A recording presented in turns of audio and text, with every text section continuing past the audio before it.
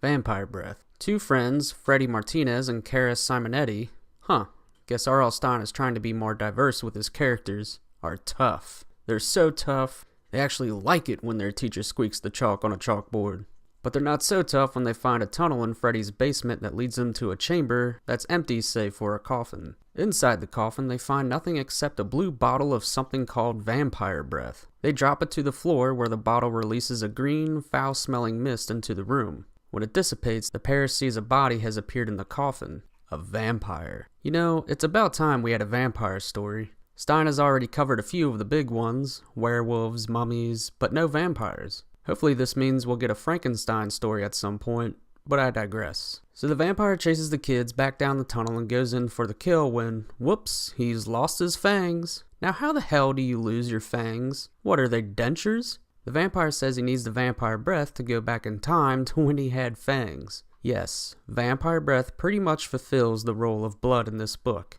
It not only has the power of time travel, but it makes the vampires look younger, restores memory, fortifies the bones, and oh yeah, freshens breath. Yeah, didn't you remember all that from the Bram Stoker novel? Van Helsing never put a stake through Dracula's heart, he just stole his bottle of mouth rinse. The book just spirals into insanity from there where, again, like in The Girl Who Cried Monster, Freddy's family is revealed to be vampires. Seems old granddad misplaced his dentures in the bathroom, went to sleep for 100 years, and woke up unable to remember where he had placed them. Nyah, nyah, nyah. I actually thought it was funny, in a cheesy sort of way. Calling All Creeps. Oh man, if there's ever a book that perfectly reflected where I was at in my 8th grade year of elementary school, this was it. The book follows a loser named Ricky Beamer who's pretty much George McFly from Back to the Future, getting picked on constantly and made out to be a dork in front of the girl he has a crush on, named Iris. One of his bullies in particular, an 8th grader named Tasha, runs the school newspaper, so Ricky decides to play a prank on her. Sneaking into the school at night, he writes the following message on the first page of the next day's paper. Calling all creeps, calling all creeps. If you're a real creep, call Tasha at 555-6709 after midnight. You know, I wonder how many kids actually call that number in real life.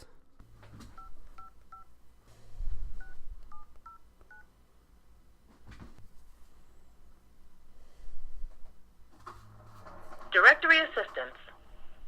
For English, press 1 or stay on the line. Para español, oprima dos. Please hold for an operator.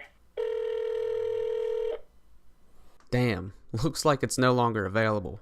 Of course, that's just my area code. No telling how many 555-6709s got called over the years by kids wanting to talk to Tasha. So anyway, Tasha catches the prank before the paper goes to print and replaces her name and number with Ricky's. Normally, this would just result in a bunch of prank callers messing with you, and when Ricky does start getting calls from people claiming to be creeps with a capital C, that's what he assumes. But this is Goosebumps land after all, and when the creeps called a 12-year-old boy saying they were ready to plant, ready to rule, they meant it. 4 of Ricky's worst tormentors pull him aside one day and apologize, address him as Commander, and transform into velociraptors. They say they have something called identity seeds ready to be planted in the cafeteria food by Ricky as per the mission. This plan of course backfires because no one eats cafeteria food, remember? So their next plan is to bake the seeds into cookies and pass them out for free at the school bake sale.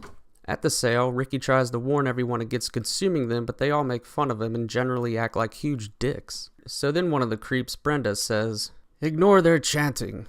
Once they eat the cookies, they will all be creeps. You will be their leader. They will all be your slaves." Knowing this, and with his classmates still making fun of him for his antics, he starts handing out cookies left and right. Plenty for everyone, that's right, they're free. And they're the best, free cookies, that's it everyone, gobble them up, one for everyone, free cookies. Like I said, this book really captured how I felt throughout my later years of grade school.